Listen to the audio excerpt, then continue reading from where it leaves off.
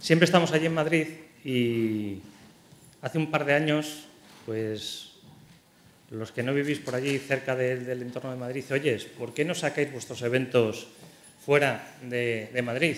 Y la verdad que nunca nos lo habíamos planteado. Estuvimos un año dando vueltas y ya dijimos, oyes, esto hay que hacerlo. Y hace unos meses estuvimos en Bilbao, ¿vale? Hicimos también un evento similar, más pequeño sin duda, y hoy estamos aquí, en Galicia, en Santiago, la verdad que no conocía este sitio.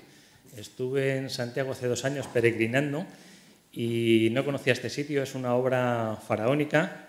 Ya he estado hablando con Marc y digo, esto es el Guggenheim en piedra, me ha parecido. O sea, una visión desde fuera, todas las curvas, todas las formas redondas, me pareció y digo, esto es excepcional.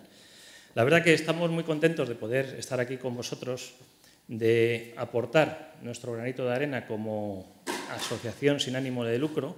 Después tendremos, tanto Eric, que es de la Junta, como yo, os hablaremos brevemente de ISACA, porque tampoco queremos aburrir. Yo creo que es importante que lo conozcáis, pero realmente a lo que hemos venido es a las mesas que tenemos con unos ponentes, como siempre, de mucha calidad. Y agradeceros que estéis aquí, porque tenemos siempre trabajo encima de la mesa y lo que no hagáis hoy no lo va a hacer nadie por vosotros, os va a estar esperando mañana y va a ser un poco complicado. Estar aquí no es sencillo, ¿vale? Toda esta infraestructura, mover a todos estos ponentes. Entonces, lo que sí tenemos que hacer es agradecer a nuestros sponsors, que son los que nos ayudan, ¿vale? Aquí tenemos a Bisec, a Dina Hosting, a Eulen Seguridad, a Inicon, a Palo Alto y a SIA. Agradecerles que sin ellos, sin su ayuda, no podríamos montar este tipo de eventos. Todo cuesta bastante dinero y, como os hemos comentado, somos una asociación sin ánimo de lucro y, obviamente, sin estas ayudas no podríamos estar haciéndolo. También tenemos el apoyo institucional de Antega, de la Agencia de Modernización Tecnológica, que después hablará Mar Pereira, ¿vale? A INCIBE, que está por ahí Jorge, le saludo antes, y a Galbit también colaboran tanto el Colegio Oficial de Ingenieros de Telecomunicaciones como el de Ingenieros de Informática, a IGATA, a Tegra y a Vicon. Vicon también, que es otra especie de asociación que también están haciendo cosas bastante interesantes. La verdad que hay 170 personas apuntadas al evento, de toda esta multitud de empresas y organismos, ¿vale?, que llama la atención, no es que vengan la mitad del mismo sitio, ¿vale?, que hay una diversidad tanto de funciones, ¿vale?, muy orientadas a los temas de ciber, de la auditoría, de la privacidad, de los riesgos tecnológicos, pero vemos que hay de todos los tipos de sectores. Esto nos aplica a todos. Y bueno, no quería enrollarme mucho más, quería dar paso a Mar. Nuestros eventos solemos hacer 3 en Madrid al año, después este año vamos a hacer 2 fuera de Madrid. Buscamos siempre personas de primer nivel, ya lo habéis visto en el panel que tenemos, y lo que nos gusta también es tener mucho espacio de networking, ¿vale?, tener mucho tiempo, porque lo importante es hacer relaciones, ¿vale?, conocernos, podernos colaborar entre nosotros y poder ayudar. Bueno, sin más, yo tampoco quería enrollarme mucho tiempo. Bueno, el tema del tweet, ¿vale?, podéis titular con nuestro hashtag, que ya he visto ahí, que es isacagal19, ¿vale? Podéis enviar todo lo que queráis. Y sin más, quería presentar a Mar Pereira. Muchas gracias, Mar, por venir aquí, como directora de la Agencia de Modernización Tecnológica de Galicia, Antega, que hemos visto antes, que es licenciada en Física Electrónica por la Universidad de Santiago de Compostela. Estudió cursos de posgrado en Economía Industrial en la Carlos III de Madrid. También tiene Sistemas y Tecnologías en Tiempo Real en la Universidad de La Coruña y también un máster en Economía en Gestión de la Salud, ¿vale? Pertenece al Servicio en Gallego de Salud, donde ha tenido distintos puestos de mucha relevancia. Y, pues bueno, además es patrona de la Fundación CESGA, que es el Centro de Supercomputación de Galicia. Es presidenta del Consejo de Administración de RTGAL, de Redes de Telecomunicaciones de Galicia, y también preside el Observatorio de la Sociedad de la Información y Modernización, ¿vale? Pues Mar.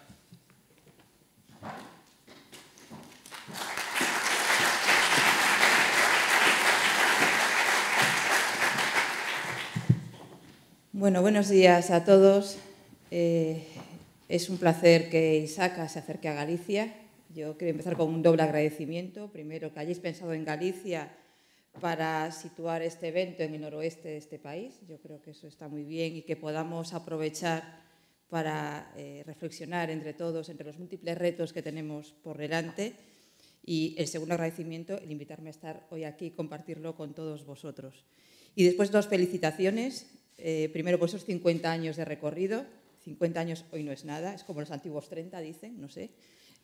Y sobre todo también por ese panel estupendo de expertos, que de verdad es un lujo. Yo creo que todos los que están ahí saben muy bien de lo que hablan y además son personas que están a pie de obra gestionando proyectos y colaborando desde diferentes ámbitos en todo esto que tiene que ver con la transformación digital, que nos inunda a todos, organizaciones públicas y privadas, y que nos pone delante de importantes retos, no solamente tecnológicos, sino organizativos, jurídicos, éticos, y que, como todos sabemos, tenemos muchos deberes por delante. Bueno, estáis aquí en el Gallás. El Gallás, como decía Ricardo, son unas instalaciones estupendas, que bueno, queremos darle vida con la tecnología. En este edificio está la sede de esta agencia, una agencia que aglutina no solamente la tecnología a nivel interno, de lo que son los diferentes departamentos de la Xunta de Galicia, para ayudar a las diferentes consejerías en ese proceso de transformación digital, de cambio, que no es sencillo, como os podéis imaginar, porque las administraciones públicas somos siempre organizaciones muy verticales, y esto de que haya alguien que tiene una visión transversal y que intenta sumar esfuerzos y pensar de manera distinta, que se nos da bastante bien desde la tecnología, con carácter general, pero que desde luego organizaciones como esta, también ocurre en los sectores privados, son muy resistentes a esos cambios, pues yo creo que aportamos valor, pero es una labor compleja y, por supuesto, todos los trabajadores de esta agencia tienen muchísimo mérito por el esfuerzo que hacen todos los días para intentar convencer de que las cosas se pueden hacer de manera diferente y que la tecnología es un aliado esencial para conseguirlo. Bien, además, un panel de expertos que se centra en elementos clave donde cada vez hay más conciencia, análisis de riesgos, seguridad. Realmente se centra en uno de los elementos vitales para el ser humano. Yo creo que las necesidades vitales todas las tenemos claras, aparte de subsistir, de alimentarnos y tener cobijo, tener un contexto seguro y de confianza es algo esencial para la vida, y la vida es digital y, por tanto, en el mundo digital la seguridad y la confianza es esencial. Por tanto, yo creo que vamos a tener la oportunidad de que se debata por personas que saben muchísimo de esto, sobre qué se está haciendo y qué debemos hacer para realmente prepararnos en un contexto muy digital, pero que realmente tiene muchos retos en el ámbito de la seguridad, la confianza y todo lo que tiene que ver con la calidad también en la prestación de los servicios tecnológicos en las diferentes instituciones. Bien, como no podía ser de otra manera, lógicamente la agencia, por el rol que le toca jugar en Galicia, pues nos toca precisamente establecer las medidas y los instrumentos, tanto políticos como jurídicos como técnicos, para estar preparados para estos retos de futuro. Galicia, lógicamente, la Xunta de Galicia tiene una política de seguridad aprobada por el Consello de la Xunta de Galicia, tiene un plan director de ciberseguridad, y tenemos alianzas con muchísimos agentes, porque en esto nosotros nos empeñamos en sumar. No es fácil, además el contexto político a veces no lo favorece, desgraciadamente, pero creemos que la unión entre administraciones públicas y la colaboración público-privada es esencial para hacer frente a estos retos de futuro. Y os puedo asegurar que no es fácil y de verdad que el contexto político no lo facilita en absoluto. Pero tengo que decir que, sin embargo, siempre a pesar de todo esto, tenemos excelentes líneas de trabajo tanto con el Centro Criptológico Nacional como con el INCIBE, que esperamos que además puedan crecer y fortalecerse en los próximos años. Además, todas las administraciones y también el sector privado nos hemos visto además en los últimos tiempos abocados a poner más foco en todo esto que tiene que ver con la ciberseguridad.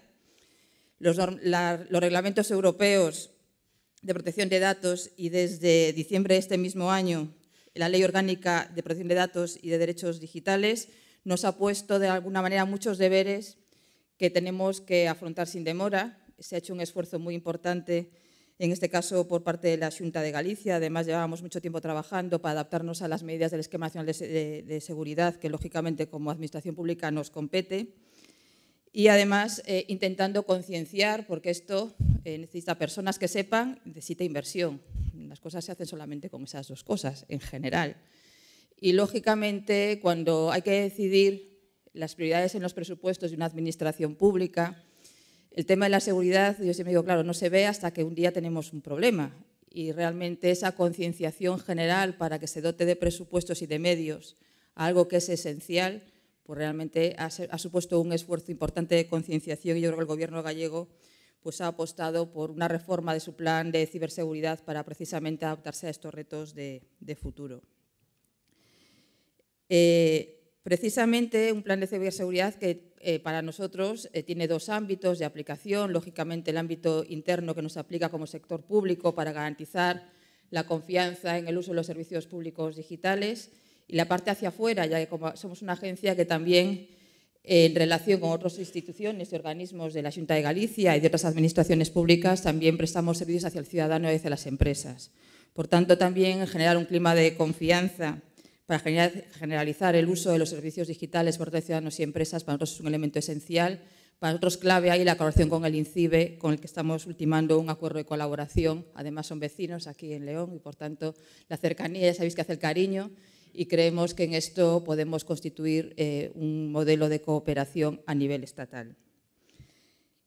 Bien, os digo que tenemos, por tanto, un plan de ciberseguridad que hace foco en los temas de concienciación e información, también en el ámbito del sector público fundamental, los elementos de adaptación del empleado público, otro elemento fundamental en todo esto. Para nosotros la relación que tenemos con la Escuela Gallega de Administración Pública en esta materia también es esencial. Lógicamente, siempre cuando hablamos con la dirección de la escuela y hacemos los planes de formación anuales, decimos, a ver, aparte de formar en todo esto que venís formando habitualmente al empleado público, pues es que ahora mismo las habilidades digitales, el conocer los conceptos básicos de la administración electrónica y, por supuesto, tener unos conocimientos fundamentales en materia de protección de datos y de ciberseguridad van a ser también fundamentales en el desempeño público ahora y en el futuro. Por tanto, esto es una de las líneas fundamentales, en colaboración con nuestro socio fundamental de la Escuela Gallega de Administraciones Públicas. Por supuesto, también todo el cumplimiento normativo en materia tanto del Esquema Nacional de Seguridad como en materia de protección de datos personales. Aspectos organizativos y de gestión, eso es lo más complicado. Siempre, como os decía antes, una administración pública donde las consejerías, pues y esto pasa también, pues lógicamente a nivel estatal, son departamentos verticales, donde alguien tiene que hacer una política transversal, pues tiene sus dificultades, pero yo creo que cada vez tenemos una comisión de gobierno electrónico y seguridad en la que participan los secretarios generales de todas las consejerías y donde se deciden y se consensúan las diferentes políticas de seguridad y las diferentes estrategias para todo el Gobierno gallego.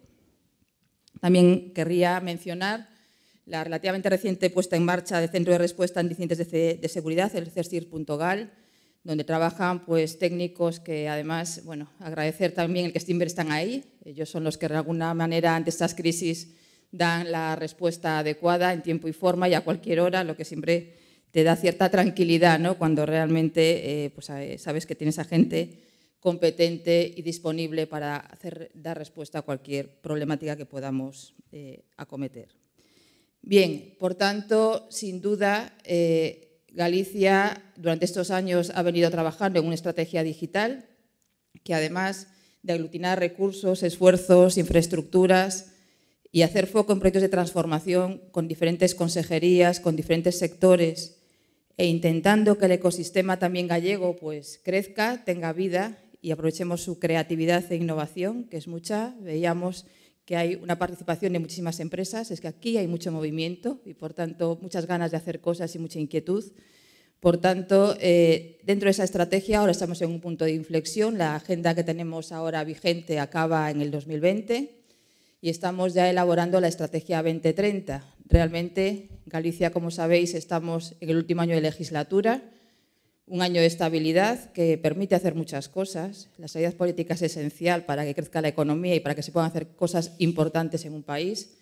Y, por tanto, aquí tenemos un año de trabajo intenso por delante, donde uno de los objetivos es aprobar esa estrategia 2030, muy vinculada como no puede ser de otra manera, al nuevo periodo de financiación europeo, a los nuevos retos y a la nueva estrategia que está marcando la Comisión Europea, donde el otro día yo oía el discurso de la nueva presidenta de la Comisión Europea, donde me alegra que haya puesto un foco especial como uno de los retos fundamentales de Europa, todo el tema de la digitalización. Yo creo que hay que aprovechar ese empuje. Ojalá, el otro día leía un artículo en que decía, la música suena bien, ahora hay que ver quién ejecuta esta partitura y quién realmente es el director de orquesta, pero sin duda la música suena bien, hay que aprovechar esa ola, hay un nuevo periodo de financiación por delante que se está negociando. Lo digital es muy importante, pero no va solo de tecnología, necesitamos a gente de diferentes ámbitos, de diferentes sectores que crea en esto y apueste por esto. Yo siempre digo que la tecnología se compra, pero la transformación digital se lidera y se puede liderar desde diferentes departamentos, pero con convicción y con ganas de cambiar las cosas y, por tanto, yo creo que estamos en un momento idóneo. Nuestra estrategia 2030 va a hacer foco en que, igual que en las agendas anteriores, nos focalizábamos mucho en proyectos de transformación en diferentes sectores, muchos de los cuales ya han tenido un recorrido y yo creo que hemos conseguido ciertos hitos importantes. Pues nos centraremos fundamentalmente en que Galicia también pueda posicionarse en las tecnologías referentes de futuro. Por tanto, la ciberseguridad será una de ellas, no como una tecnología en sí mismo, sino como un algo que está siempre ahí detrás y que debe generar esa confianza digital en el uso de las tecnologías. Pero, por supuesto, en el 5G, vi antes a Carlos Grau por ahí, que después tenemos una firma de colaboración, allí Carlos, una firma de colaboración entre la Xunta de Galicia y el Observatorio Nacional de 5G. Sabéis que Galicia ha apostado por esta tecnología, siendo una de las regiones de España que ha conseguido uno de los pilotos 5G del Estado. Además, tenemos a los 3 operadores con casos de uso en todo el territorio, en colaboración con las universidades, con los centros tecnológicos y con las empresas gallegas. Queremos apostar, por supuesto, porque la inteligencia artificial también tenga su sitio aquí en Galicia y aprovechar las capacidades que tenemos en nuestras universidades. Y, por tanto, será uno de los pilares fundamentales de nuestra estrategia buscar la manera de posicionarnos en esas tecnologías disruptivas en los próximos años. No solamente desde pilotos, que hay que hacer pilotos, sino desde realmente su aplicación a proyectos en la vida real que cambien las cosas, que tengan su plan de negocio, su plan de inversión, su plan de sostenibilidad y los aliados necesarios en los diferentes sectores tradicionales a los que tenemos que empujar para que aprovechen todo el potencial que tiene esta tecnología. Por tanto, esa es nuestra visión de dónde queremos estar en los próximos años, una visión y una estrategia que queremos dejar lista en este año que nos queda de legislatura y, por tanto, dibujar así, como dice el presidente de la Xunta, pues la Galicia del futuro que queremos que realmente tenga también sitio en este mundo digital. Yo agradecer una vez más a Isaka que haya pensado en Galicia, de verdad. Esperemos que esto sea el principio de una larga trayectoria juntos. Encantada de recibiros aquí cuando queráis y que aprovechéis estas instalaciones, que aprovechéis el talento y el conocimiento que hay en Galicia y las ganas de hacer cosas y, por supuesto, me tenéis siempre a vuestra disposición para lo que queráis. Muchas gracias y que, por supuesto, aprovechéis a este estupendo panel de expertos que de verdad saben mucho de lo que están hablando. Gracias.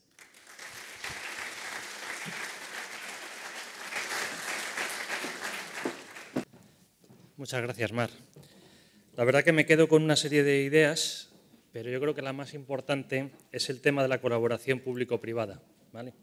La verdad que las empresas crecen, los empresarios, los autónomos tienen iniciativa, pero hay que regarlos, ¿vale? Y las administraciones pueden ayudarnos bastante en esa colaboración como buenos catalizadores, ¿vale? Habla también de seguridad y de confianza. Y bueno, me ha parecido muy interesante que ya estamos, el 2020 que hemos hablado durante muchos años es pasado mañana y ya estamos hablando del 2030. Bueno, pasamos con la siguiente mesa, ¿vale? Y os voy a ir presentando a todos los integrantes brevemente, ya os vais incorporando, ¿vale? Primero vamos a contar con Jorge Chinea, que es el responsable del área de servicios reactivos de INCIBE, ¿vale? Es una persona que ha estado en este mundo de la ciberseguridad y de los incidentes durante muchos años. Tenemos también a Carlos Pérez Saldaña, que es ingeniero superior en informática por la Pontificia de Comillas y también tiene esta certificación de CISM. Actualmente es el CISO de Abanca, ¿vale? Y bueno, también estuvo como consultor de seguridad en el grupo British Telecom. Tenemos también a Juan González, Juan, director del área de seguridad y privacidad del Centro Tecnológico Gradian, ¿vale?, que es ingeniero superior en telecomunicaciones por la Universidad de Vigo y bueno, siempre ha estado en este mundo de la seguridad de las TIC en distintos sectores. Y por último, a Susana Rey, que es ingeniera de telecomunicaciones por la Universidad de Vigo, también tiene un máster en seguridad de la información por la Universidad de Deusto y es la CISO de R-Cable, Telecomunicaciones Galicia, y también es delegada de protección de datos en el grupo Euskaltel. Y por último, nuestro moderador, Antonio Fernández, que es ingeniero informática por la Universidad Oberta de Cataluña. Tiene varias certificaciones del MIT, le trinco aquí porque si no se me escapa, ¿vale? También, pues bueno, es el Cyber Security Manager de Finsa, pero sobre todo lo que yo quiero es agradecer el esfuerzo personal, porque gracias a él estamos aquí. ¿Por qué? Hemos comentado antes que ISACA es una asociación sin ánimo de lucro y, bueno, nosotros también, todos los integrantes de la Junta, tenemos nuestro trabajo y en nuestros ratos no libres, porque no son ratos no libres, pues hacemos empujar ISACA a Madrid.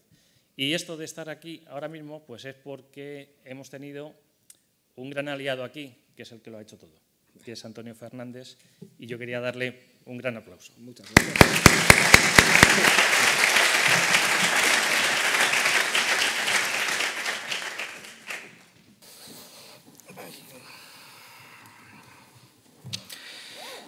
Todo el mundo tiene un plan hasta que recibe el primer puñetazo. Mike Tyson. Me pareció una frase bastante adecuada para abrir esta mesa, que la hemos titulado Gestión de crisis en ciberseguridad. Y es que hoy en día empresas, administraciones y ciudadanos nos enfrentamos a un escenario que realmente da vértigo. Algunos de los detalles es que los actores con los que nos enfrentamos diariamente son ciberterroristas, hacktivistas, gobiernos y sus injerencias, pero yo creo que sobre todo, la búsqueda constante de dinero por parte de mafias y con una especie de crimen diversificado que están haciendo hoy en día. De hecho, es curioso porque en prensa últimamente está saliendo gente diciendo que el cibercrimen ya ha superado el tráfico en dinero, el tráfico de drogas ilegales. Estuve buscando este dato, no lo encontré. Pero sí que el Europol calcula que en 2021 el cibercrimen superará los 3 trillones de euros de beneficios. Por otro lado, el Foro Económico Mundial en 2019 hizo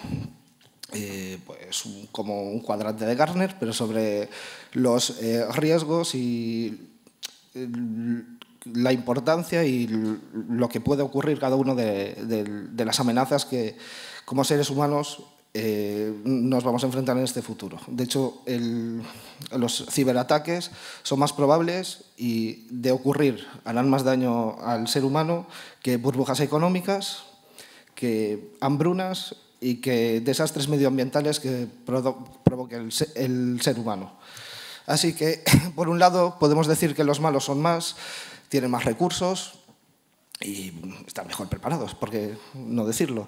Y por el otro lado hay un pequeño grupo, una pequeña serie de personas que intentamos que eso no ocurra día a día en nuestras empresas, en nuestras organizaciones. Cuento con algunos de ellos a mi alrededor, muchos de los otros estáis en el público, así que yo voy a ser un clásico, vamos a empezar por un lado, si te parece, Carlos, empezamos por ti. Y me contestáis a las mismas preguntas. Así que os pregunto, ¿qué consideráis una crisis de ciberseguridad en vuestras organizaciones? ¿Qué quedaría fuera del alcance? Y si estas situaciones están definidas, ¿y qué personas de vuestra organización toman parte cuando ocurre algo? Bueno, buenos días a todos. No había hablado contigo, Antonio, antes, pero realmente estoy muy de acuerdo en la frase que dijiste de Mike Tyson. Al final, en una crisis, yo creo que la palabra fundamental es incertidumbre, ¿vale? Nosotros, bueno, por hacer una definición un poquito más académica, realmente para nosotros una crisis es una situación con un alto nivel de incertidumbre que al final pues, va a poner en peligro pues, las operaciones de la organización, su prestigio, su credibilidad, etcétera, y que por lo tanto pues, necesita acciones urgentes, ¿no? El caso de de una cibercrisis, pues sería una crisis cuyo detonante, cuyo disparador, pues es un ciberincidente, ¿no? Pero yo querría destacar lo que es el concepto de incertidumbre, porque normalmente algo que puede ser una potencial crisis o desembocar en una crisis no suele ser un escenario simple, sino es un escenario complejo en el que intervienen muchas variables. En el caso de un incidente ciber, pues no es únicamente, digamos, la parte más tecnológica, ¿no? Normalmente tiene implicaciones en medios, implicaciones de comunicación, tanto interna como externa, implicaciones de cumplimiento, regulatorias, un montón de temas. Entonces, toda esa gestión, por mucho que la prepares, que la tengas formalizada, siempre tiene un componente alto que es imposible de controlar. Entonces, bueno, ahí es un poco por enlazar, ¿no?, con el tema de que aunque tengas un plan, es hasta que te den el primer puñetazo. Nosotros tenemos en Abanca efectivamente un plan de gestión de crisis, igual que tenemos también nuestro plan de respuesta de incidentes. Nosotros lo dividimos porque al final el plan de gestión de crisis pues, sirve un poco como paraguas a todas las situaciones que pueden desembocar en una crisis, que no necesariamente tienen que ser de naturaleza ciber, pueden ser muchas otras cosas, desastres naturales, huelgas, epidemias, lo que sea, ¿no? Entonces, digamos que el plan de crisis actúa un poquito como paraguas, como orquestador de todo eso. Y después el plan de respuesta en incidentes, pues digamos es mucho más específico en lo que tiene que ver pues, las fases de un incidente, lo que es contención, recuperación, etc., ¿no? Ambos planes se hablan, lógicamente, ¿no? Y al final, pues las áreas que intervienen, pues depende de la naturaleza del incidente, o sea, suele haber una serie de áreas, digamos, permanentes, ¿no? Pues en caso de un ciberincidente, pues lógicamente todas las áreas de sistemas, nosotros como seguridad de la información o ciberseguridad. Después, dependiendo del incidente, pues se pueden incorporar otras áreas, ¿no? Pues desde recursos humanos, si en el incidente interviene algún tipo de insider, comunicación, pues para gestionar todo lo que es comunicación. Y en nuestro caso hay una figura bastante fundamental que la desempeña el área de continuidad de negocio, y ellos son un poco los que realizan esa labor de coordinación de la crisis, ¿no? Tiene lógica, porque al final en una crisis tiene que haber una serie de equipos pues, más operativos, que son los que tienen que dedicarse a lo que es la contención, ¿no?, del incidente en sí.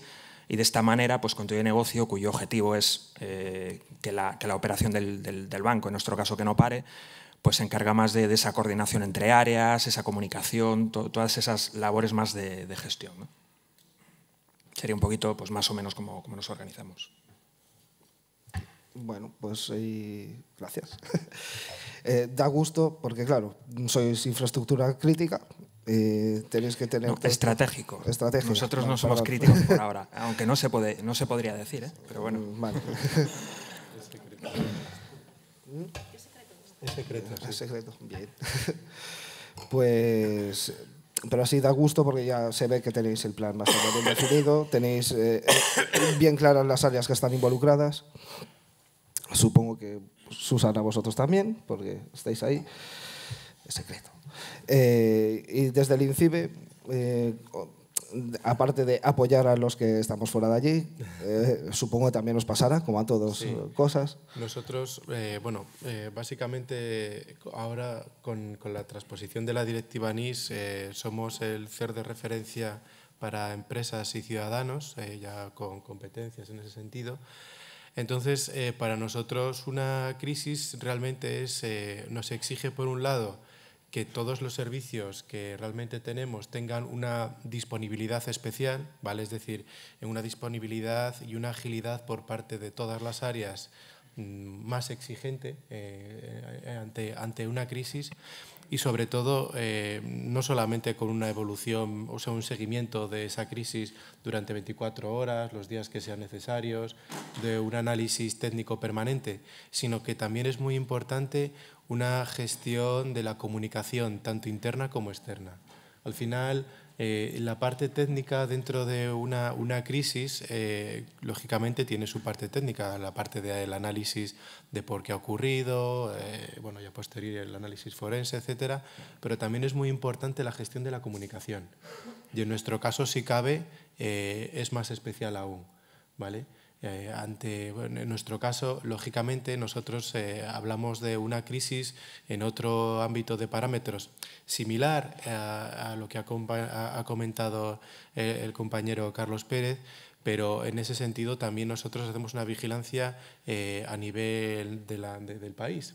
Entonces, para nosotros una crisis puede ser desde dos perspectivas respecto, por ejemplo, a la naturaleza y la magnitud, a cuántos países está afectando, potencialmente a cuántos países podría afectar, el número de posibles afectados dentro de España o que están siendo afectados, ¿vale?, en el ámbito de las empresas, y dentro de las empresas, lógicamente, todas las cuestiones de los operadores estratégicos y los operadores críticos, junto con el Centro Nacional de Protección de Infraestructuras Críticas, que ahí es donde trabajamos muy estrechamente con ellos. Luego también, si otras agencias de ciberseguridad europeas o a nivel mundial han declarado una situación de crisis, para nosotros también eso es un input muy importante, una variable, o al menos una variable más a tener en cuenta. Y luego, por supuesto, desde un punto de vista del impacto, pues cuántos dispositivos podría estar afectando. Lógicamente, si estamos hablando de una infraestructura crítica o de un operador estratégico, operadores estratégicos, a cuántos están afectando. Para nosotros, nuestra visión como CER gubernamental de referencia para empresas y ciudadanos, ¿vale?, y ahora ya con ese respaldo legal, por así decirlo, nos hace que tengamos que estar, tengamos que valorar un nuevo conjunto de parámetros con otra visión más a nivel nacional, y de ahí también, pues lógicamente lo hacemos a partir de los diferentes sistemas de monitorización, ¿vale? Para nosotros el cumplimiento de uno de estos parámetros, de uno o varios de estos parámetros, llevaría una gestión de crisis.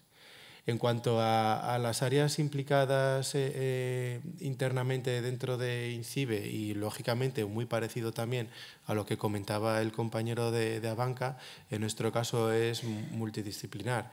Tenemos efectivamente un procedimiento de gestión de crisis para estos casos, hay un comité de crisis y en ese comité de crisis pues está representado desde el departamento jurídico, que son un punto muy importante, los representantes directivos en cuanto a la parte más técnica a nivel de CER, de servicios de ciberseguridad, lógicamente el director general, recursos humanos también tiene que participar, incluso ya yendo a un nivel más de detalle, el responsable de seguridad física del edificio, que habilita el acceso a 24/7 a todo el edificio, y eso también requiere de las autorizaciones pertinentes. Eso quizás es un nivel de detalle demasiado, pero bueno, también hay que tenerlos en cuenta. Al final casi afecta de una forma u otra a toda la organización, y sobre todo, muy importante, a la dirección de comunicación.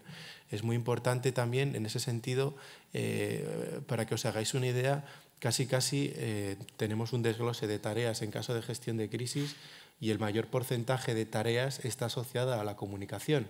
Lógicamente, con los operadores, con la ciudadanía y el público en general en caso de que sea necesario, y con el reporte a la Secretaría de Estado, al Departamento de Seguridad Nacional, en fin, a todos los agentes públicos y privados al que hay que estar informando de manera periódica en el caso de que exista una crisis.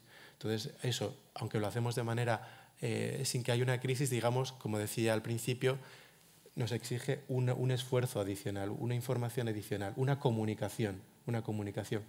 Gestionar una crisis casi podríamos decir que es gestionar una comunicación en un alto porcentaje de las tareas.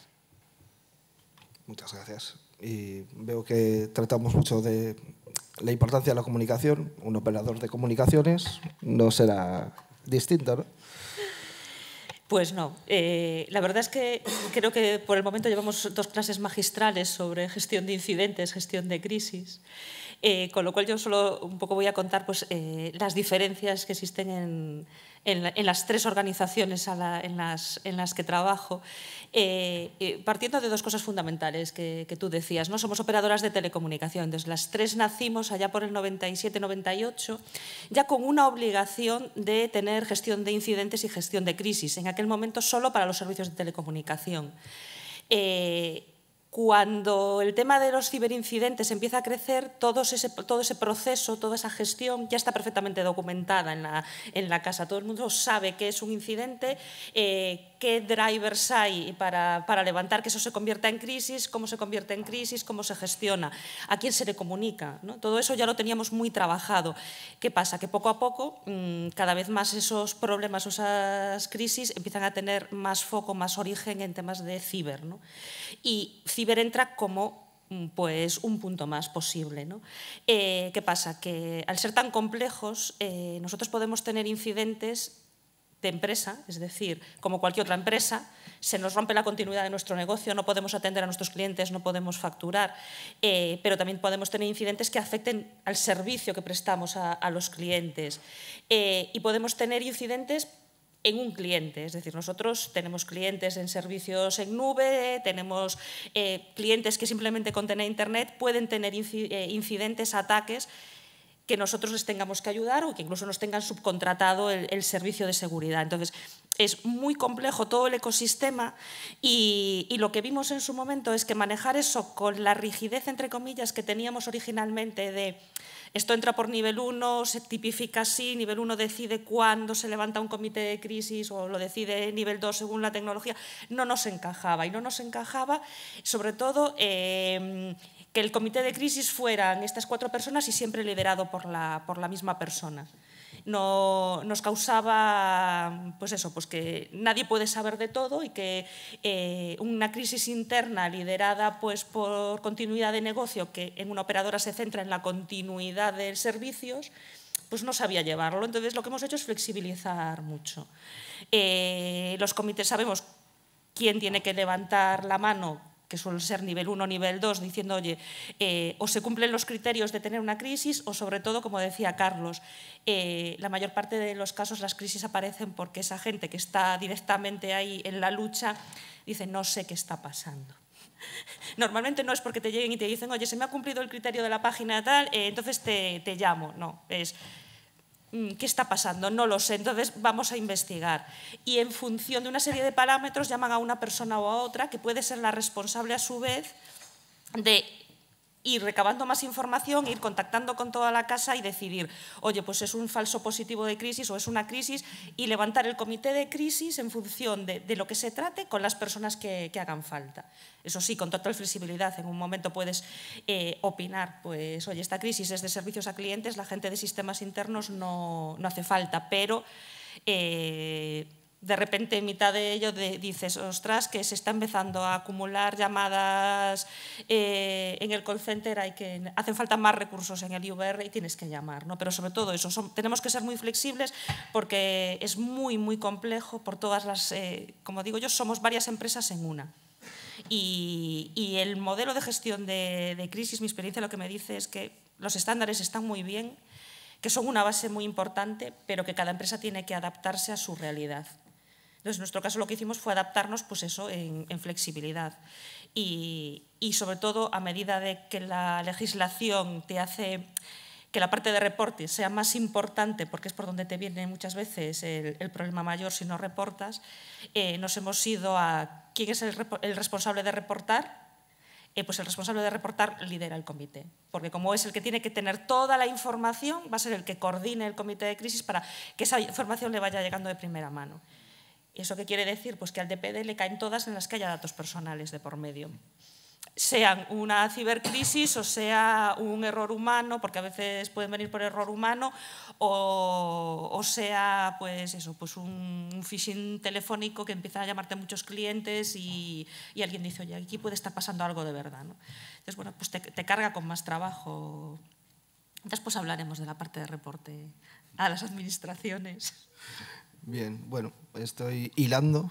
Hablamos de comunicación, hablamos de mucha gente relacionada cada vez que ocurre un ciberincidente. Vosotros, Juan, que estáis muy cerca de la privada y muy cerca de la pública, estáis con todo el mundo. ¿Cómo enfocas tú todo esto? Bueno, primero pedir disculpas porque estoy un poco catarrado, igual mi voz suena un poco rara.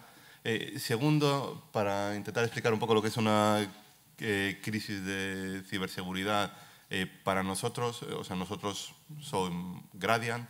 Gradiant es un centro tecnológico, somos 100 personas desarrollando tecnología. Entonces, a nivel de esa estructura, ya cómo puede ser una crisis de ciberseguridad, quizá lo más parecido a nosotros sea una pyme en general. las pymes también tenemos crisis de ciberseguridad, aunque algunas veces no las detectemos, ¿no? Entonces, ¿cuándo consideramos que nosotros tenemos una crisis de seguridad? Pues normalmente lo miden dos factores. Uno es el impacto que tiene esa incidencia de ciberseguridad que provoca la crisis, y un impacto para nosotros pues principalmente sería que amenace nuestra propiedad intelectual o que amenace nuestro dinero, y un poco que amenace que podamos o no trabajar, pero que nosotros no seamos capaces de trabajar es bastante complicado. Bueno, los que trabajáis en tecnología, ¿sabéis? Hoy en día, con la ubicuidad que en ese sector es muy complicado realmente evitar que un desarrollador siga desarrollando. Todo lo que más nos preocupa es que nos puedan robar propiedad intelectual o dinero. El segundo factor que comentaba sería la complejidad, ¿no? Cuántas personas hace falta poner a trabajar, tanto externas como internas, ¿no? Nuestros departamentos de sistemas, seguridad, nuestros proveedores. Entonces, sí tenemos instrumentalizado cómo gestionar las crisis de ciberseguridad, aunque, para ser sincero, lo tenemos homogenizado con nuestros planes de continuidad, no tenemos algo específico. Y quizá lo que más nos preocupa, porque evidentemente ataques para intentar robarnos el dinero, igual que a las pymes, pues lo sufrimos constantemente, ¿no? Phishing, spear phishing, ¿no? Phishings totalmente estudiados para conocer a las personas que van a recibirlo y cómo funciona la organización, para hacerse pasar por una persona u otra o por varias incluso.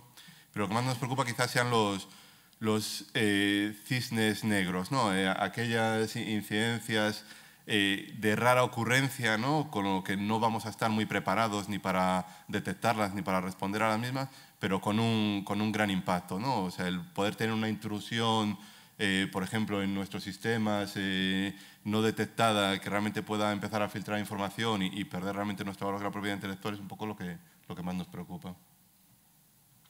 Vale, te voy a coger el testigo de la comparativa con la pyme, porque parece que muchas veces el tema de seguridad es única y exclusivamente para la gente o sea, las empresas de determinado tamaño.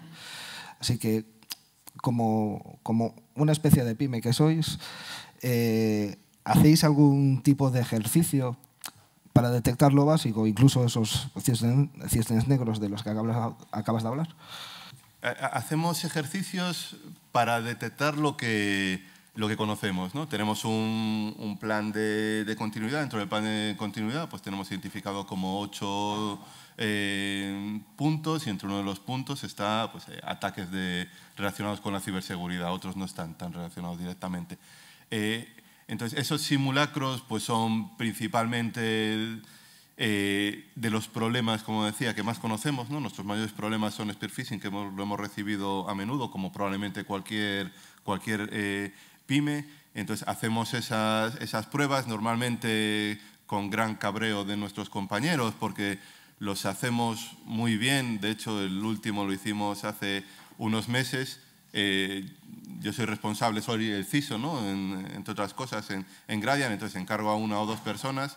Esas personas consiguieron que el responsable de seguridad del CISO picase en el phishing y metiese sus credenciales, porque está muy bien hecho, y tenemos compañeros que se cabrearon, no consiguen entender que realmente tengamos que ser tan, disculpad la palabra, cabrones haciendo el phishing, de que realmente vayamos a engañar, ¿no?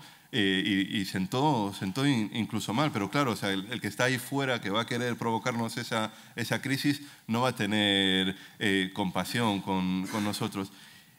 Lo que sí me gustaría sería el poder probar esos cisnes negros, pero como nosotros sí que tenemos identificados una serie de escenarios que pueden estar asociados a esos cisnes negros, pero al mismo tiempo son muy desconocidos para nosotros. Entonces, como algo parecido a una pyme, pues es difícil tener los recursos, la financiación necesaria para prepararnos para algo de tan poca probabilidad de ocurrencia. Es difícil justificarlo económicamente a veces. Igual ahora vemos que no es algo exclusivo de pymes, sino que las grandes tampoco pueden, bueno, dedicar dinero a averiguar si esos escenarios serían vulnerables o no. Por ejemplo, en comunicaciones, venimos para aquí. En comunicaciones no hacemos simulacros porque es que la realidad nos lleva a estar varias veces al año en el ajo. Entonces, realmente por la parte de operadora o por la parte de servicios en la nube no tiene mucho sentido hacer un simulacro cuando tienes a la gente con 3 o 4 crisis al año, ¿no? En la parte interna, la parte de empresa pequeña, red interna, si lo hacemos, nosotros todavía somos más cabrones. Es que el que cae en el phishing lo mandamos a un curso de reciclaje con la CISO. Entonces, aún se cabrean más, ¿no? Y lo que vamos haciendo es cada año son más... los hacemos mejor. Es decir, el primero que hicimos fue bastante burdo, con lo cual las personas a las que cayeron se les echó la bronca directamente, aparte del curso. Este año ya lo hemos hecho un poquito mejor para que pueda colar. Y sí, bueno, a la gente le sienta bastante mal que les hagas esas cosas. Pero mi experiencia personal después de tantos años es que es necesario probar los planes, porque si no los pruebas puedes descubrir cosas como que esta persona ha cambiado el número de teléfono y no lo localizo, pero que nada te prepara para un cisne negro. En el momento eso, llevas el golpe y en ese momento solo el buen hacer de los profesionales es capaz de hacer que los planes funcionen. Y hablando un poco de pymes, una cosa que sí antes se me olvidó decir es que nosotros normalmente en esas crisis tenemos un alto grado de subcontratación en todas las operadoras de telecomunicación. Entonces, dentro de esa crisis normalmente siempre hay algún proveedor implicado, bien porque te va a ayudar o bien porque realmente el problema viene por los servicios que él presta o porque tiene que echarte una mano metiendo más recursos o por lo que sea. Entonces, involucramos también en los comités de crisis a los representantes de los proveedores. Y cada vez más, dentro de la parte contractual, a los proveedores lo que les pedimos es una persona de contacto para crisis y que tengan capacidad ellos de dar respuesta en la medida del servicio que prestan a una crisis suya. Y eso lo que nos lleva en muchos casos, algo que por cómo nacimos las 3 compañías muy cerca del tejido empresarial local, es una pena, pero las pymes locales en general o te firman el contrato y cuando llegas a auditar no son capaces de cumplir nada de lo que te han dicho, o directamente son más sinceros y te dicen, no, es que yo no tengo cosas tan sencillas como yo no tengo ni siquiera cláusula de confidencialidad en el contrato con mis trabajadores, yo no tengo antivirus, yo no tengo firewall, yo no tengo... No pensemos en decirles, oye, ¿qué pasa si eso?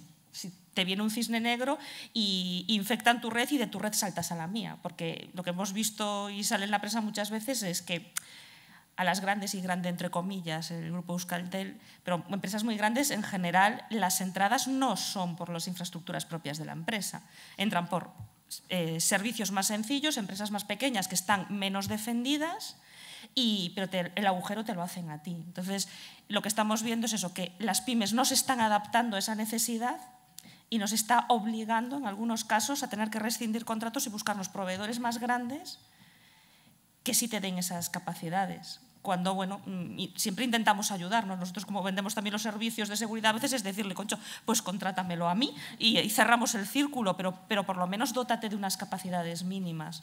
Y para eso nosotros es muy importante que los proveedores vayan de la mano con nosotros y cuando hay una crisis, llamarlos para echar una mano o directamente, pues eso, para que se coordinen toda la parte de los servicios que ellos tienen que prestarnos.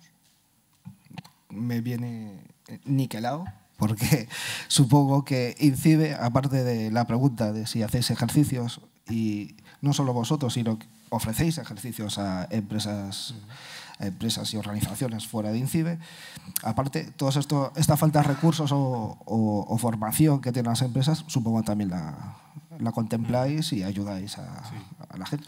Exacto, sí, exacto. Dentro un poco del contexto de la pregunta, diferenciaría por un lado qué podemos ofrecer a las empresas o qué ofrecemos a las empresas y luego por otro lado qué hacemos nosotros para entrenarnos para estas situaciones.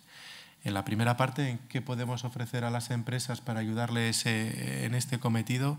Por un lado, dentro de como CER gubernamental de referencia para empresas y ciudadanos con todo el desarrollo legislativo de la transposición NIS, pues bueno, ya teníamos gran parte de los servicios desarrollados, pero ahora los vamos a impulsar mucho más. Por un lado, en el ámbito de las empresas, diferenciaría entre el ámbito PYME y el ámbito de operadores estratégicos o críticos, como los queramos llamar. En el ámbito de los operadores estratégicos, organizamos ciberejercicios.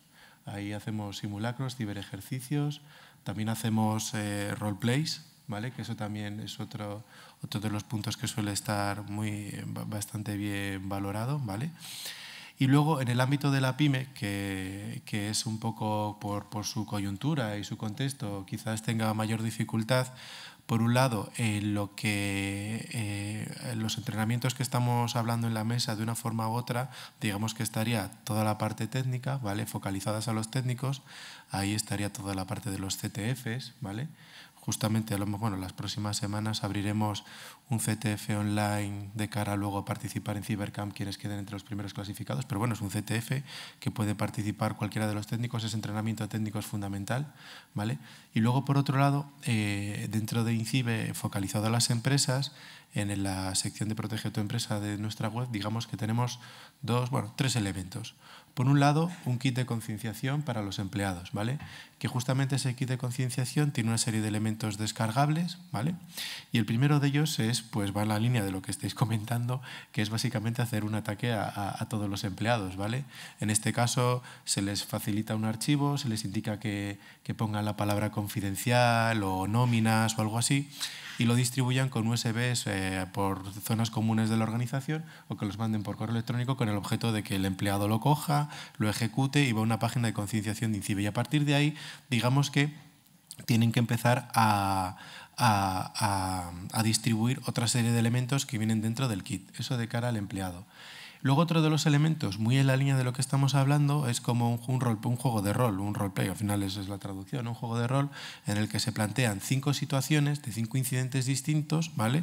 Hay una serie de fichas y ahí se invita a que la organización de la empresa, cuanto más alto el cargo mejor, participe en esos roleplay con una guía a modo de juego de rol, como cuando éramos todos chavales, más o menos, que alguna vez hemos jugado, y justamente de manera simulada, ¿qué harían en caso de esos incidentes? Para probar, por un lado, el procedimiento de gestión de crisis si lo tienen, y si no lo tienen, incluso puede servir para desarrollarlo, ¿vale? Eso creo que es interesante.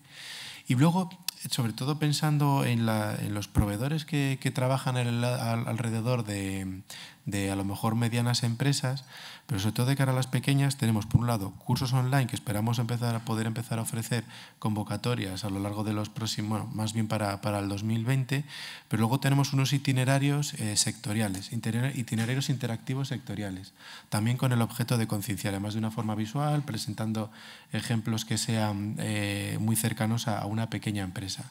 Con este paquete de elementos, que son servicios que son gratuitos, ¿vale? Nosotros lo que buscamos es que sirvan como motor e impulso, y así nos lo están transmitiendo algunas empresas, para empezar a dar esos primeros pasos, por ejemplo, con la concienciación de empleados. Muchas empresas medianas, incluso grandes, han empezado con el kit de concienciación que ofrecemos y luego ya, lógicamente, está pensado de manera general, cuando ya necesitan dar cosas más concretas, pues ya van al propio sector privado a seguir, a dar continuidad a esa formación. Ese entrenamiento es muy importante. En la parte interna, pues bueno, básicamente lo que comentábamos, ensayar a través de roleplays también esos ejercicios, participar en CTFs, pero como decía al principio el compañero Carlos Pérez, pues la incertidumbre ante una situación real de crisis es total, es por dónde me vienen.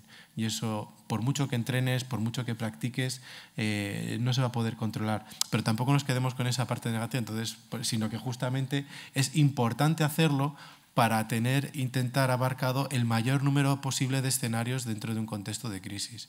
Y al final, cosas tan nimias como puede ser el teléfono, como decían, si ha cambiado de teléfono o no, se detectan a base de hacer estos ejercicios y estas simulaciones. Y eso creo que es muy importante. Gracias. Supongo que en Abanca pues seguís la formación, el roleplaying. Entiendo que los cisnes negros entran en la incertidumbre de la que hablabas al principio. Sí, a ver, en Abanca hacemos simulacros a diferentes niveles. Por ejemplo, somos unos habituales de los ciberejercicios de INCIBE, llevamos varios años con ellos. Eso sería más orientados a, bueno, aunque tienen varias pruebas diferentes, pero bueno, serían orientados más a lo que es simulacros de lo que es una gestión de crisis en realidad. Después también hacemos simulacros más a nivel técnico, ¿no? Los de INCIBE, por ejemplo, que a mí personalmente la verdad que me gustan mucho, creo que son muy útiles. Ya lo contó Jorge, pero básicamente es una dinámica que consta de 3 pruebas. Una de ellas es un roleplay, en el que es un ejercicio de tabletop, ¿no? De toma de decisiones. Y nosotros hemos conseguido involucrar, no hemos llegado todavía al CEO, que lo seguimos intentando, pero hemos conseguido involucrar a nivel de dirección general, de alta dirección, ¿no? Entonces, bueno, pues nos sentamos unos cuantos responsables de diferentes ámbitos, de negocios, riesgos, sistemas, etcétera. Y bueno, y se desarrolla una dinámica que al final, pues, bueno, pues nos sirve un poco a todos a acostumbrarnos, ¿no? a esa agilidad de la toma de decisiones y ese tipo de circunstancias, y siempre sale alguna lección aprendida, ¿no? También hemos hecho alguna vez simulacros con ISMS. Pasa que, bueno, quizá el enfoque es un poquito más diferente, digamos, se hace más a través de una plataforma de gamificación, quizá no es tan... no involucras tanto a las personas, ¿no? Digamos, acaba residiendo más el ejercicio pues, en el área de contenido de negocio y nosotros. Y después hacemos, por supuesto, pues, ejercicios más de índole técnica, ¿no? Tanto para preparar a la organización, pues a través de lo mismo que han dicho los compañeros, phishing dirigidos, etcétera, ¿no? Con objetivo de concienciación, etcétera. Y ejercicios, sobre todo, para los equipos técnicos, los equipos de TI y de seguridad. Ahí lo que hacemos es simulacros de situaciones, ¿vale? Lo que podría ser una especie de rating interno, por decirlo así, y en la que el objetivo pues, es sobre todo probar pues, más los procedimientos pues, más táctico-operativos de cada uno de los diferentes escenarios ciber que se pueden dar, probar las herramientas, probar bueno, un poco que todo lo definido pues, funciona razonablemente bien pues, en caso de que tengamos que usarlo en un caso real, ¿no? Como digo, los simulacros, es como se decía en el cole, es algo necesario, pero no es suficiente. O sea, en un cisne negro, en un caso de una crisis real, todo eso, digamos, no se olvida, pero al final lo que ocurre es que hay mucha gestión emocional y se deja un poco de lado la gestión más racional, ¿no? Que serían todos esos procedimientos, todos esos planes, toda esa parte, ¿no? Porque nunca estás totalmente preparado para una crisis, entonces al final pues, hay mucha gente que interviene, mucha gente que opina, hay diferentes intereses dentro de una misma organización en una crisis. Al final hay ciertas decisiones que se pueden tomar desde un punto de vista técnico para minimizar el impacto, pero evidentemente eso puede tener repercusiones en temas de negocio, por ejemplo, ¿no? Entonces, gestionar, digamos, esos intereses internos no es fácil, ¿vale? Entonces, al final, a veces ocurre que en una crisis una de las cosas más importantes es intentar controlar toda esa gestión emocional, ¿vale? De las personas. Pero como digo, los simulacros yo lo veo un tema necesario, ¿vale? A nosotros nos ha aportado en el pasado bastantes lecciones aprendidas de cara a una mejora constante, ¿no? Que es un poco el objetivo.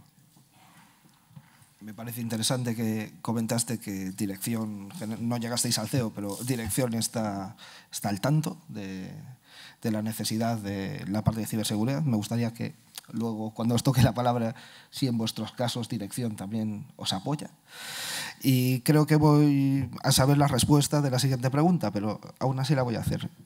Empezamos por ti, Carlos. ¿Crees que contamos con suficientes recursos, tanto humanos, técnicos, dinero, para combatir estos ciberataques?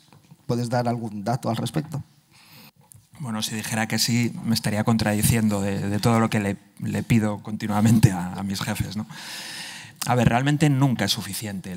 Aquí también hay un problema, es decir, esto es como una guerra muy asimétrica, ¿no? Es decir, nosotros tenemos recursos y concretamente sector financiero invertimos mucho más de lo que la gente se puede imaginar. Pero al final es un tema de oportunidad, quiero decir, es decir, nosotros tenemos que vigilar prácticamente todo, mientras que alguien, sobre todo si es un ataque dirigido, al final es un tema de paciencia, ¿no? Y de buscar el momento y de probar hasta encontrar un poco la brecha, ¿no? Entonces, es una guerra tan asimétrica, tanto en lo que nos tenemos que preocupar, e incluso digamos, lo que sería un adversario, ellos tienen un ROI muy favorable, porque realmente lo que invierten en recursos, que a veces están más profesionalizados, pero el retorno es muy beneficioso para ellos, ¿no? Entonces, como os digo, al final es un tema de la paciencia y del tiempo que le quieran dedicar. Sobre todo nosotros nos tenemos que asegurar que en nuestras medidas son lo suficientemente eficaces para que su ROI no sea tan favorable. Vale, pero si esto se tratara no de dinero, que al final es un poco de eso, si se tratara simplemente de por un reto personal, del objetivo de te voy a entrar, difícilmente podríamos tener una seguridad 100%, ¿vale? Es decir, ¿no? Al final estaríamos expuestos a ellos. Pero al final, si eso les supone un esfuerzo que no les va a compensar en cuanto al retorno, pues evidentemente es un poco con lo que jugamos. Pero al final el tema de recursos es un poco el tema de siempre. Es decir, tenemos por un lado herramientas, el talento de las personas. Ahí podríamos hablar de muchos otros temas, porque podríamos hablar de todo lo que tiene que ver con captación y retención de talento, que es complicado y más complicado estando en Galicia, ¿vale? Aunque aquí tenemos grandes profesionales, pero bueno, también se lo rifan y se van a otros lados y cuando queremos traerlos, pues a veces tenemos que apelar un poco a la morriña, este tipo de cosas, ¿no? Porque les pagan mucho por ahí. Pero bueno, nunca, como te digo, nunca es suficiente y intentamos invertir mucho. Al final se trata de tener también los modelos claros, de saber cómo tienes que protegerte. Yo creo que es importante eso. Pero bueno, como digo, la guerra está un poco desnivelada. La parte romántica de entro en tus sistemas porque puedo, eso ya está olvidado. Me recuerdo un poco estos ladrones que no entran en esta casa porque tienen cartel de alarma, entonces me voy a la de al lado. Es lo que dices. Si me cuesta un poco entrar en tus sistemas, pues me voy al banco de al lado y ahí lo intento. Y el apoyo por parte de INCIBE... Siguiendo un poco la línea que dices, la cuestión es que todavía hay en muchas casas que no está ese cartel, o en muchas empresas, o que el cartel está hecho con papel y luego por detrás no hay nada, ¿vale? En cualquier caso, nosotros tampoco no tenemos datos al respecto, la verdad. Lo único que tenemos que eso es una cuestión de hablando con el propio sector de ciberseguridad, pues cuando les preguntas por el nivel de facturación durante estos últimos 5 años, sí que se ha incrementado el nivel de facturación en las empresas de ciberseguridad. Lo digo sobre todo por no quedarnos con el mensaje pesimista, es decir, hay mucho camino que recorrer, eso es una realidad, se progresa adecuadamente, ¿vale? Se progresa adecuadamente, quizás con ciertos desequilibrios, lógicamente, en función de los recursos de cada organización, de las crisis, etcétera. Pero bueno, sí que es cierto que se va progresando. Quizás hayan tenido que ver algo, porque esto es así, ¿no? Esto nos acordamos de Santa Bárbara cuando truena, y realmente, pues, aunque sea duro decirlo, a partir de las crisis que se han visibilizado en los medios de comunicación, como el WannaCry o similares, pues al final, cuando las barbas de tu vecino veas cortar por las tuyas a remojar, y esto me puede pasar a mí, sí, ¿qué es lo que tengo que hacer para que no me ocurra? Ha habido una labor de concienciación, aunque sea duro decirlo, de concienciación de cuando han ocurrido incidentes o crisis es cuando se han acordado la ciberseguridad, y eso ha hecho que de alguna manera, ¿qué tenemos que hacer para que no nos vuelva a pasar? Entonces, en ese sentido, pues bueno, sí que hay una cierta progresión, aunque hay mucho camino por recorrer. En nuestro caso particular, sí que tenemos que decir que no nos podemos quejar en el sentido de que seguimos aumentando plantilla. Ahora ha habido unas posiciones abiertas, va a haber otras muchas y creceremos alrededor de un 30% durante los próximos meses. Y eso es bastante, sobre todo ahora con el tema de la nueva transposición de la Directiva NIS, y nosotros como CER gubernamental de Empresas y Ciudadanos nos espera una buena, por así decirlo, y ahí tenemos que reforzarnos en todos los sentidos, tanto en el ámbito de la gestión de incidentes como en el ámbito de concienciación, así como en el ámbito de la comunicación. Es cierto que cuando pasa una de estas crisis de las que mencionas mediáticas, se abre una ventanita que puedes aprovechar para que dirección te suelte un poco de dinero, pero a las 2 semanas se empiezan a olvidar hasta la siguiente.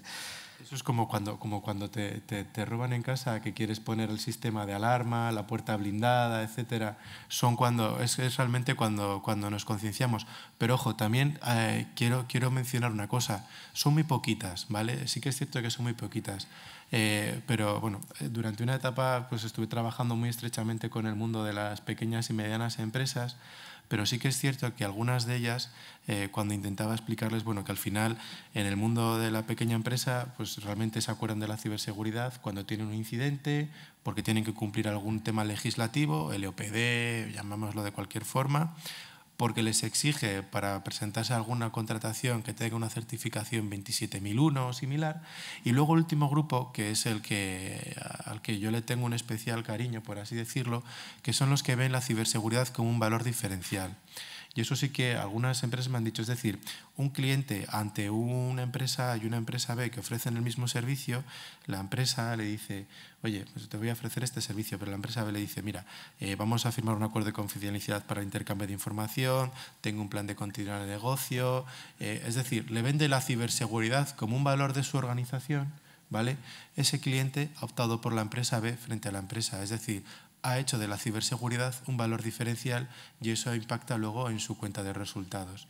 Ese pequeñito grupo, que es muy pequeñito, pero sí que están ahí, ¿vale? Están ahí. Esos son los que realmente pues más hay que poner en valor y presentárselas a las demás empresas. Seguimos contigo. Recuerda si dirección te apoya y luego me dices si dirección te da todos los recursos que te gustaría.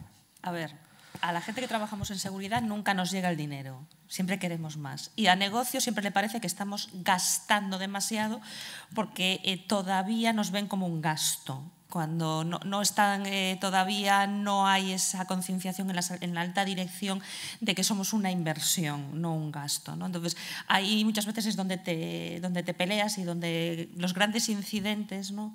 Sí que te sirven para decirle, mira, ves, yo te había pedido esto, me lo concediste porque a veces soy un poco pesada, pero no lo veías claro. Y mira, fulano ha salido en el periódico y nosotros no nos hemos visto afectados porque lo que te pedí era precisamente para este caso, ¿no? Entonces vas muy poquito a poco. De todas maneras, yo me quedo con una cosa, la seguridad 100% no existe. Eso es algo que tenemos que meternos en la cabeza. Es algo que la gente técnica muchas veces nos cuesta. Me he encontrado muchas veces con gente de seguridad, técnicos o CISOs que piensan que tienen que cubrir todas las posibilidades y que tienen que llegar al 100% de los casos. El 100% de los casos no se cubren ni con infinitos recursos. Entonces, para mí lo que es básico es la gestión de riesgos. Es decir, yo desde hace unos cuantos años nunca pido un presupuesto porque estaría bien tener esto. Yo voy a negocio hablándole en su idioma y su idioma es gestión de riesgos. Oye, esta es mi gestión de riesgos. El impacto lo veo con ellos porque el impacto que les importa a ellos es el impacto económico, reputacional, clientes y demás. La probabilidad pues a veces es complicada, pero muchas veces pues, por lo que le pasa a otras personas, por el conocimiento que tienes gracias a los CERTs y demás, pues puedes hacer una probabilidad. Estos son los riesgos. ¿Cuál es el apetito al riesgo de la corporación? Vale, pues tú que eres negocio, tú que eres el CEO o que eres la alta dirección, me dices, mi apetito al riesgo está aquí. Vale, pues esa es la línea. Pues para cubrir y eliminar los riesgos por debajo de tu apetito al riesgo, necesito este dinero. Y ahí es donde empiezas, bueno, pues busca un proveedor más barato, pues haz esto otro, pues sé imaginativo. Bueno, pero por lo menos discutes en su idioma. Creo que es muy importante discutir en su idioma.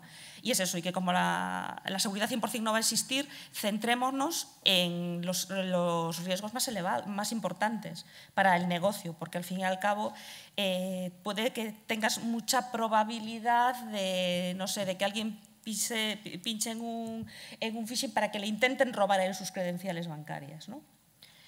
Oye, pues en cierto modo problema del trabajador, impacto para la empresa ninguno, pero que no pinchen un phishing que sea para robarte mis credenciales, ¿no?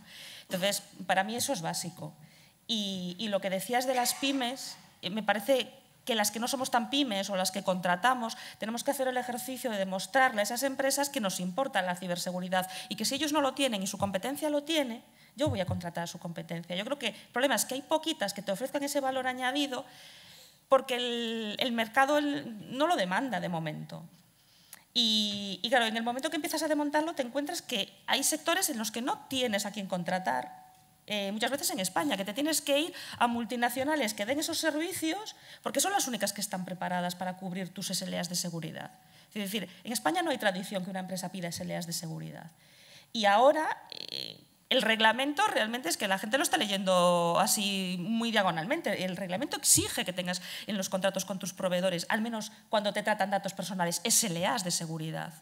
Y que se comprometan y que esos SLAs dependan de lo críticos que sean esos datos, de la gestión de riesgos que has hecho. Y bueno, pues a mí es algo que me cruje mucho. A mí me encanta contratar a pymes porque creo que, aparte de que dejan el dinero aquí, son mucho más flexibles y dan mucho mejores resultados, pero que no están concienciadas, no ven esa necesidad y ahí están fallando y se pueden quedar fuera del negocio. Y en startups ya no hablemos, ¿eh? O sea, lo de las startups es ideas geniales montadas en Amazon. Así, ¿en Amazon dónde? No sé. ¿Y qué le has contratado a Amazon para...? Oye, que estás hablándote de llevar mis datos, mi información sensible, mi propiedad intelectual para hacer no sé qué maravilloso, que tienes un algoritmo que debe ser cojonudo, debe ser maravilloso, es una idea genial. Y la seguridad, y el 99% de esas empresas no presentan ni ciberseguridad, ni privacidad, ni saben que existe una legislación que les puede aplicar, y es una pena, porque estamos perdiendo negocio en España. No, si la legislación yo creo que es lo que más juega a nuestro favor muchas de las veces. Pasamos a Juan y te pido ser breve porque nos estamos echando encima el tiempo. Coméntanos. Vale. Bueno, sí y no. Bueno, no tan breve, ¿no? Afortunadamente en Gradian, pues el director general es una persona versada también en seguridad y comprometida y consciente de los riesgos que hay, porque bueno, la seguridad también es un negocio para Gradian, ¿no?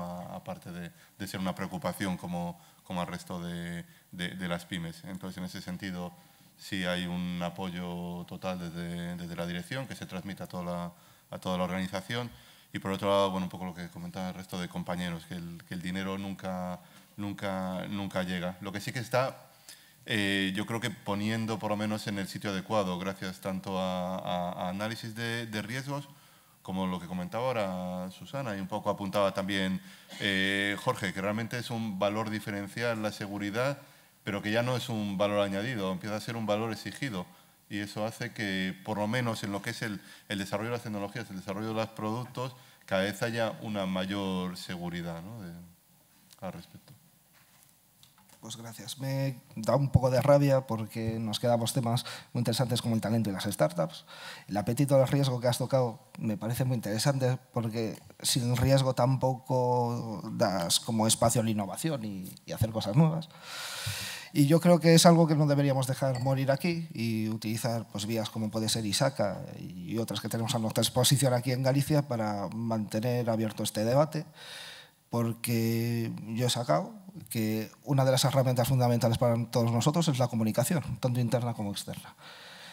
¿Qué podríamos hacer para mejorarla en todas nuestras organizaciones y cómo ayudarnos entre nosotros? Porque ya hemos dicho, los otros son más, son mejores. Y nosotros o nos unimos en eventos como este y en otras iniciativas o estamos vendidísimos. Así que muchas gracias a todos por estar en esta mesa y seguimos con el evento. Muchas gracias.